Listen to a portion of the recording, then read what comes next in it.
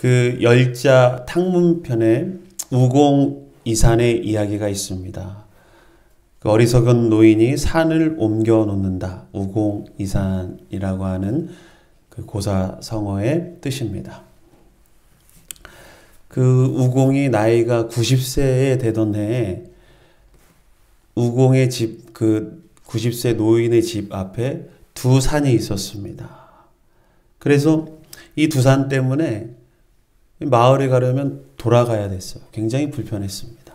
그래서 이 우공이 이 산을 옮기기로 결정하고 자식들에게 이야기하죠. 자식들이 처음에는 좀 의아해하고 되겠습니까? 라고 의심을 품었지만 그래도 아버지의 뜻이 그러하니 따랐습니다. 그 아내 또한 처음에는 반대했지만 자식들도 찬성하니 함께 찬성했습니다. 그리고 1년 동안 열심히 산의 흙을 퍼서 옆으로 이제 쌓아놓는 거예요. 동네 사람들이 다 봤죠. 뭐라고 했습니까? 어리석고 미련한 짓이라고 손가락질했습니다. 그 중에 마을에 사는 지수라고 하는 지혜로운 노인이 우공이라고 하는 노인의 친구였습니다. 이 지수라고 하는 노인이 이제 우공에게 말하는 거예요. 자네 나이 90이네. 기력도 젊은 사람과 같지 않을 뿐 아니라 살아야 생전에 이 산을 다 옮길 수 없네. 이 큰 산을 자네가 어떻게 옮길 수 있단 말인가? 충고한 거죠. 그만두라고. 그때 우공이 지수에게 대답합니다. 내가 죽으면 아들이, 그 아들이 죽고 나면 또 손자가 있고 또 그 손자의 아들이 있을 것 아닌가? 이와 같이 자선 대대로 일을 계속한다면 이 산을 평지로 만들 수 있을 것이네. 라고 대답합니다. 우공이라고 하는 노인의 어리석고 미련하고 무모한 도전 같지만 우공의 이 이야기를 들었을 때 우리는 고개가 끄덕여집니다. 그렇지. 그렇게 하면 되는구나. 여러분, 우리의 삶 가운데 우리 대에 다 못 이룰 일들도 있어요. 우리 교회도 마찬가지입니다. 우리 평안교회, 우리가 살아갈 동안 이 교회에서 다 못 이룰 일들도 분명히 있습니다. 그러나 우리의 신앙이 그 다음 세대로 이어진다면, 하나님의 일이 그 다음으로 이어진다면 하나님께서 그 다음 세대를 통하여 반드시 이루시는 줄 믿습니다. 여러분, 하나님의 일은 혼자 감당하는 것이 아니에요. 하나님의 일은, 주님의 일은 혼자 할 수 없을 뿐더러 혼자 감당할 수 없습니다. 하나님께서 항상 사람을 통하여 역사하신다. 저는 그 말을 믿습니다. 하나님은 사람을 통하여 역사하시는데 한 사람만을 통하여 역사하시지 않습니다. 동역자를 붙여주시고 함께 하나님의 비전을 품고 함께 일할 수 있는 사람들을 모아주십니다. 그것이 하나님의 은혜인 줄 믿습니다. 여러분, 하나님은 느헤미야를 통하여 무너진 성벽과 성문을 재건합니다. 그런데 느헤미야 혼자 그 일들을 감당하지 않습니다.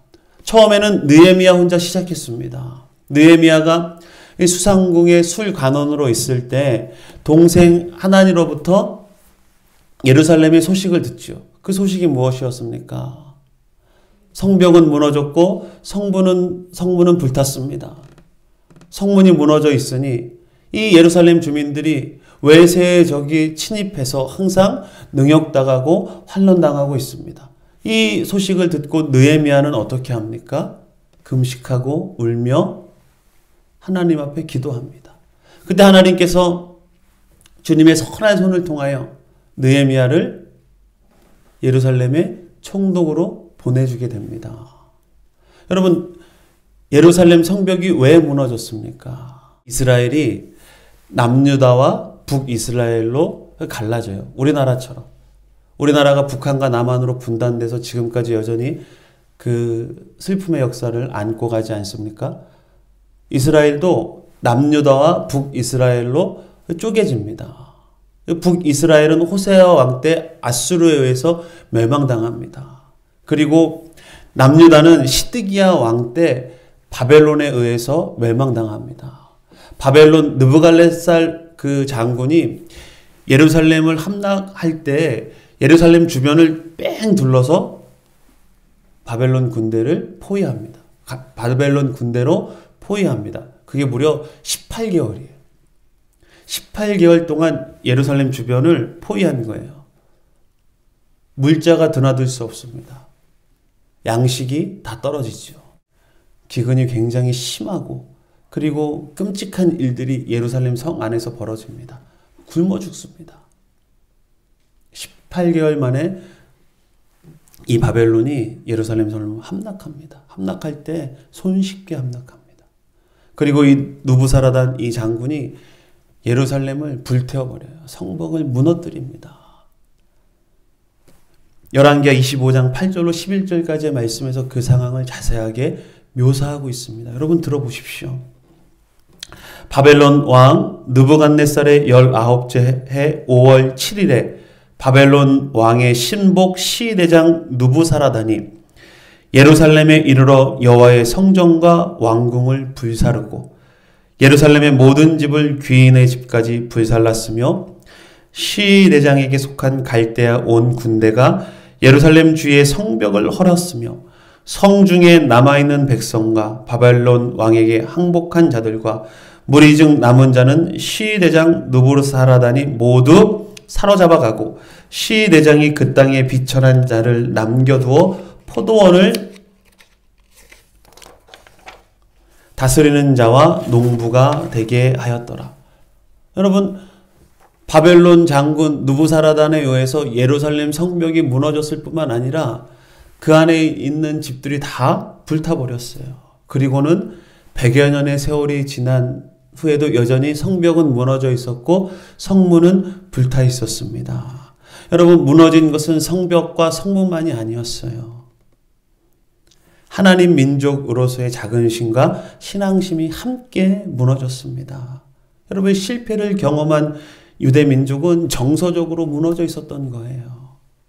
여러분, 우리도 일제강점기 36년의 세월을 보내지 않았습니까? 그때 일제가 자행한 만행 중에 우리의 민족성을 말살하려고 하지 않았습니까? 제가 어렸을 때 들었던 충격적인 말이 있어요. 조선놈은 안 돼. 조선놈은 안 된다는 거예요. 그와 그 이어서 들려온 말이 이거였어요. 조선놈은 맞아야 돼. 깜짝 놀랐어요. 실제로 제가 들었던 이야기예요. 나이 지긋한 분에게 들었던 이야기예요. 조선놈은 안 돼. 조선놈은 맞아야 돼.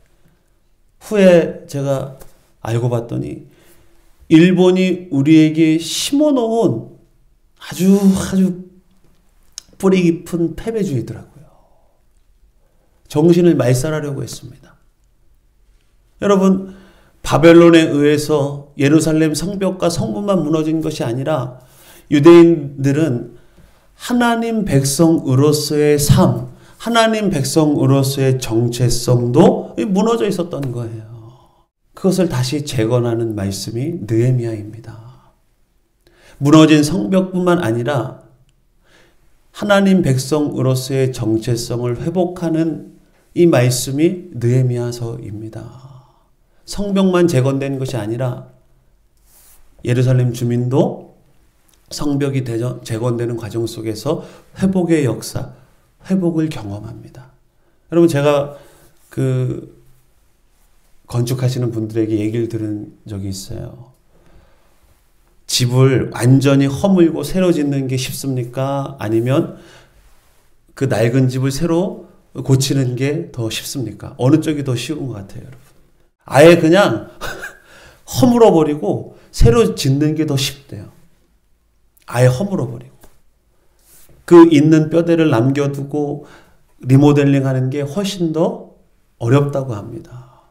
여러분, 예루살렘 성벽을 완전히 허물어뜨리고 새로 세운 것이 아니라 무너진 곳에 구멍을 메우고 허물어진 곳을 다시 채워넣은 거예요.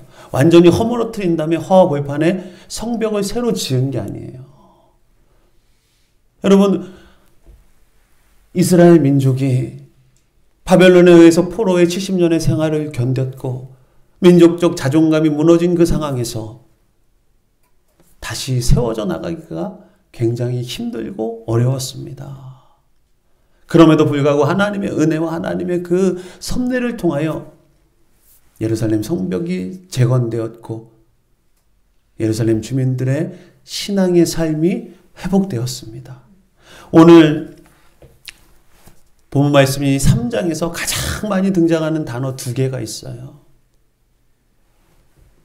중수하였고, 중수하였고라고 하는 단어가 계속 반복해서 이어집니다. 여러분, 중수하다는 말은 보수하다는 말입니다. 헐고 무너지고 구멍난 데를 메우고 다시 고친다는 말입니다. 중수하다, 보수하다는 완전히 건물을 밀어버리고 새로 세운다는 의미가 아니라 무너진 곳에 구멍을 메우고 그리고 고쳐야 할 부분을 다시 고치는 것이 이 중수하다라고 하는 단어의 의미입니다. 그리고 그 다음에 많이 등장하는 단어가 그 다음이에요. 그 다음은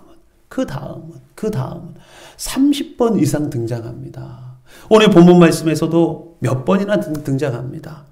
우리 오늘 본문 말씀 1절과 1절의 말씀을 보면 그때 대제사장 엘리야십이 그의 형제 제사장들과 함께 일어나 양문을 건축하여 성별하고 문짝을 달고 또 성벽을 건축하여 한메아 망대에서부터 하나네 망대까지 성별하였고 그 다음은 여리고 사람들이 건축하였고 또 그 다음은 아모리의 아들 삭굴이 건축하였으며. 아멘. 여러분, 그 다음은 먼저 일을 시작한 사람이 있다는 의미예요. 먼저 일을 시작한 사람이 있기에 그 다음이 있는 거예요. 전 단계가 있다는 말씀입니다. 여러분, 대제사장 엘리야십과 그의 형제들이 제일 먼저 무너진 성벽을 중수하는 일을 합니다. 여러분, 느헤미야 3장을 전체적으로 보면 성벽을 재건하는 데 있어서 구체적으로 어떠한 사람들이 중수하였다. 어떠한 사람들이 중수하였다. 이 말이 계속해서 반복됩니다. 느헤미야가 성벽을 재건할 때, 느헤미야가 성벽을 재건할 때 중구난방으로 재건하지 않았습니다. 느헤미야 3장을 보면 북쪽부터 시작했어요. 체계적으로 시작했습니다. 계획을 잘 짜서 체계적으로 시작했어요. 막 이쪽 저쪽 막 중구난방으로 시작한 것이 아니라 북쪽부터 시작했습니다. 그래서 북쪽 문을 제일 먼저 중수하고 그 다음에 서쪽, 동쪽, 남쪽 순으로 이 성벽을 재건해 갔습니다. 그러면 왜 처음이 북쪽이었느냐? 북쪽이 가장 어려운 지역이었거든요. 이 북쪽이 양문이 있던 곳입니다. 양문은 양쪽 문을 의미하는 것이 아니라 이 양 있지 않습니까? 동물 양. 양을 데리고 드나들었던 문이에요. 그래서 양문이라고 합니다.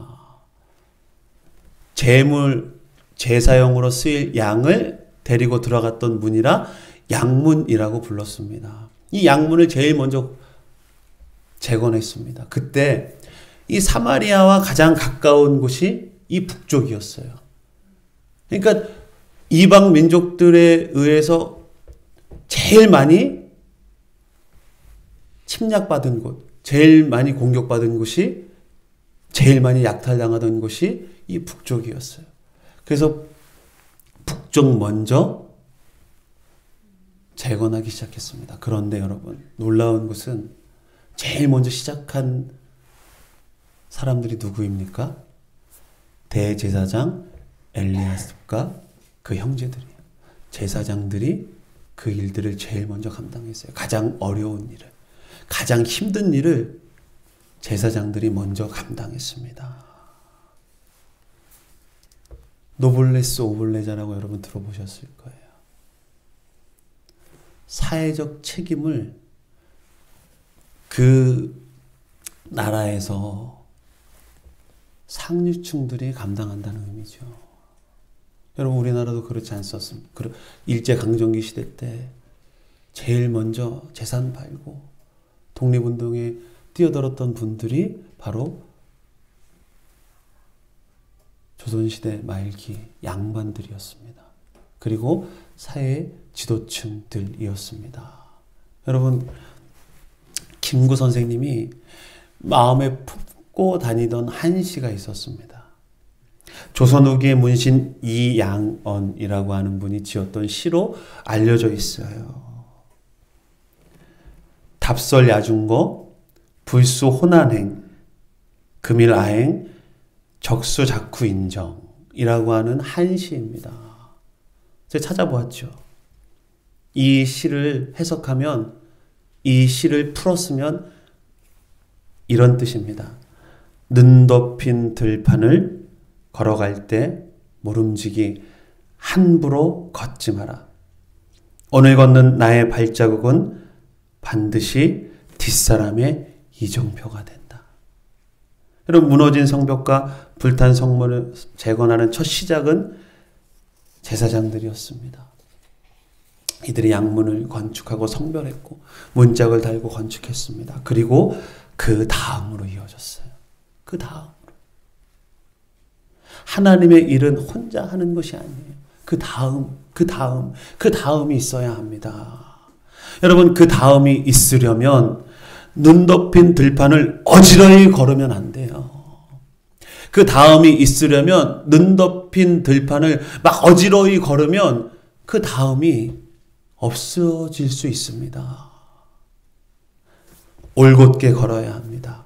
정직하게 걸어야 합니다. 때로는 희생과 헌신의 삶으로 걸어야 할 때가 있습니다. 그래야 그 다음이 있습니다. 제가 건축에는 문외한이지만 제가 우리 만나간 식당을 건축할 때 보니까 이 각 잡는 것을 굉장히 중요하게 생각하시더라고요. 각 잡는 거. 기초를 놓고 이제 콘크리트로 그 털을 닦지 않습니까? 그때 약 모퉁이가 90도로 정확하게 맞아야 된대요. 그래야 직선이 똑바르게 세워진다고 합니다. 그리고 그 위에 벽을 똑바로 쌓을 수 있대요. 여러분, 건축할 때 그 전 단계가 부실이면 그 다음 단계도 부실이에요. 단추를 깰 때 첫 단추를 잘못 깨면 마지막에 이 단추 구멍이 남지 않습니까? 그것처럼 첫 단계를 잘 시작해야 합니다. 눈 덮인 들판을 어지러이 걸으면 그 다음 사람이 힘들어지는 거예요. 여러분, 우리의 삶이, 나의 삶이 다른 사람의 거울이 될 수 있다는 거예요. 여러분, 가정에서 아버지로서 어머니로서 삶의 모습이 아이들에게 이정표가 될 수 있다는 거예요. 가정뿐 아닙니다. 교회에서도, 직장에서도 나의 모습이 다른 사람들에게 거울이 될 수 있다는 거예요. 그래서 우리가 어지러이 걸으면 안 됩니다. 신앙생활 할 때 우리가 어지러이 걷는다면, 부정직하게 걷는다면, 여러분, 우리를 거울 삼아 뒤쫓아오는 사람들 또한 잘못된 길로 걸어갈 수 있다는 거예요. 여러분, 우리가 어디로 가야 할지 모를 때, 내가 가고 있는 이 길이 진짜 신앙 안에서 바른 길인지를 모를 때, 우리에게는 영원히 변하지 않는 이정표가 있습니다. 바로 예수 그리스도입니다. 여러분, 우리의 삶이 무너지려고 할 때, 우리가 어디로 가야 할지 방황할 때 분명한 이정표가 있습니다. 바로 주님이 걸어가신 길입니다. 우리의 모든 발걸음이 이분의 뒤를 쫓는 것이라면 여러분, 우리는 옳은 방향으로 걸어가고 있는 것입니다. 여러분, 예수 그리스도가 걸어가신 그 길, 우리가 무엇이라고 부릅니까? 주님이 걸어가신 그 길을 우리가 무슨 길이라고 합니까? 십자가의 길, 고난의 길이라고 하지 않습니까? 예수님은 우리에게 분명히 그 길을 몸으로 직접 보여주셨어요. 십자가의 길을 분명히 우리에게 가르쳐 주셨고 보여주셨습니다. 예수님께서는 당신이 걸어가야 하는 그 길을 십자가의 사역을 감당하시기 전에 미리 제자들에게 가르쳐 주셨어요. 마가복음 8장 31절, 인자가 많은 고난을 받고 장로들과 대제사장들과 서기관들에게 버림받아 죽임을 당하고 사흘 만에 살아나야 할 것을 비로소 그들에게 가르치시되, 예수님께서 제자들과 그 무리들에게 가르쳐 주신 거예요. 인자가 많은 고난을 받고 장로들과 대제사장들과 서기관들에게 버림받아 죽임당하고 사흘 만에 살아나야 할 것. 십자가의 그 길을 제자들과 그 무리들에게 가르쳐 주셨습니다. 인자가 온 것은 섬김을 받으러 온 것이 아니라 도리어 섬기려 하고 자기 목숨을 많은 사람의 대속물로 주려 함이니라. 예수님께서 이 땅에 오신 분명한 목적과 이유를 가르쳐 주셨습니다. 주님이 이 땅에 오신 것은 우리의 죄를 대신 갚아주시기 위하여, 우리를 구원하시기 위하여 이 땅에 오셨어요. 십자가의 길을 가르쳐 주시는 거예요. 그때 예수님께서 그 십자가의 길을 가르쳐 주시고 난 직후에 베드로가 주님을 붙잡고 항변합니다. 마가복음 8장 32절 드러내놓고 이 말씀을 하시니 베드로가 예수를 붙들고 항변하며, 여러분, 베드로가 가고 싶었던 길과 예수님이 가시고자 하는 길이 달랐어요. 여러분, 항변하다는 헬라어 에피티마오라고 하는 단어예요. 이 단어는 책망하며 꾸짖으며 비난하다는 말이에요. 베드로가 얼마나 거칠게 예수님께 항의했는지를 알 수 있습니다. 그때 예수님이 베드로에게 뭐라고 꾸짖으십니까? 사탄아, 물러가라. 네가 도리어 사람의 일을 말하는구나. 그리고는 제자들과 그 무리들에게 예수님이 말씀하셔요. 뭐라고 말씀하십니까? 성경을 한번 찾아보겠습니다. 마가복음 8장 34절의 말씀입니다. 마가복음 8장 34절의 말씀입니다. 예수님께서 베드로를 꾸짖으시고 난 다음에 그 무리들과 제자들을 향하여 말씀하시는 거예요. 신약성경 66쪽입니다. 34절 우리가 한 목소리로 함께 봉독하겠습니다. 시작. 무리와 제자들을 불러 이르시되 누구든지 나를 따라오려거든 자기를 부인하고 자기 십자가를 지고 나를 따를 것이니라. 아멘. 여러분, 예수님께서 분명하게 우리에게도 말씀하고 있습니다. 자기 십자가를 지고 따르라고. 예수 그리스도를 따르라고. 주님이 먼저 걸어가신 그 길을 따르라고. 눈 높인 들판 주님은 올곧게 먼저 걸어가셨습니다. 여러분, 주님을 붙잡고 항변하던 그 베드로가 부활하신 예수님을 만나고 또 오순절 그 성령 충만함의 역사를 통하여 베드로가 그 삶 가운데 변화된 삶을 살았던 것을 우리는 기억합니다. 예수님을 붙잡으면서 그러한 일이 있어서는 안 되죠 라고 항변했던 그 베드로의 삶의 모습은 마지막에 어떠했습니까?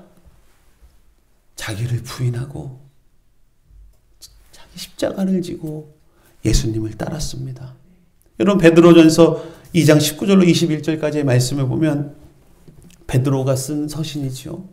부당하게 고난을 받아도 하나님을 생각함으로 슬픔을 참으면 이는 아름다우나 죄가 있어 매를 맞고 참으면 무슨 칭찬이 있으리요. 그러나 선을 행함으로 고난을 받고 참으면 이는 하나님 앞에 아름다우니라. 이를 위하여 너희가 부르심을 받았으니 그리스도도 너희를 위하여 고난을 받으사 너희에게 본을 끼쳐 그 자취를 따라오게 하려 하셨느니라. 아멘. 여러분, 우리 삶 가운데 그 다음이 있어야 합니다. 그 다음이 있으려면 우리의 삶이 예수 그리스도를 쫓는 삶이어야 합니다. 주님을 따르는 삶이어야 합니다. 여러분, 주님을 따르는 삶은 어떠한 삶입니까? 바로 십자가의 길을 걸어가는 삶이지 않습니까? 그 십자가의 길이 무엇입니까? 여러분, 십자가의 길이 무엇입니까? 하나님 말씀대로 살아가는 길. 여러분, 무엇입니까? 우리 삶 가운데 희생과 헌신과 순종의 삶을 통하여 하나님의 일들이 이루어져 가는 길, 그 길이 십자가의 길이지 않겠습니까? 여러분, 그 길을 걸어갈 수 있습니다. 우리는 예수님과 함께하면, 주님과 동행하면 우리가 그 길을 걸어갈 수 있어요. 그래서 나 한 사람, 그리고 다음 사람이 바로 주님이 걸어가신 그 길을 걸어갈 수 있는 줄 믿습니다. 여러분, 이번 주 수요일부터 이제 사순절 시작입니다. 여러분, 사순절 기간 동안 한 가지 이 시간 결단했으면 좋겠습니다. 예수님과 동행하는, 예수님과 함께 걸어가는 사순절이 되게 하여 주시옵소서. 주님의 고난이 곧 나의 고난이 되게 하여 주셔서 주님의 그 사랑을 우리 가정에, 우리 교회에 흘려보낼 수 있는 사순절이 되게 해달라고 우리가 결단하고 기도했으면 좋겠습니다. 여러분, 느헤미야 혼자 성벽을 재건하지 않았습니다. 먼저 제사장들이 시작했습니다. 가장 어려운 곳을. 그리고 그 다음이 있었습니다. 여러분, 여러분이 걸어가신 그 발자취 뒤에 그 다음이 있습니다. 여러분, 어느 길을 걸어가고 싶으십니까? 어지러이 걸어가고 싶습니까? 죄악의 길로 걸어가고 싶으십니까? 아니면 그 다음을 위하여 십자가의 길, 제대로 된 길, 올곧고 정직하고 바른 길로 걸어가고 싶습니까? 여러분, 어느 길이십니까? 우리는 올곧고 바른 길로 걸어갈 수 있습니다. 예수님이 함께 하시기에, 주님이 힘을 주시기에, 하나님의 은혜가 넘치기에 우리는 걸어갈 수 있습니다. 한 사람, 그리고 그 다음 사람입니다. 우리 기도드립니다.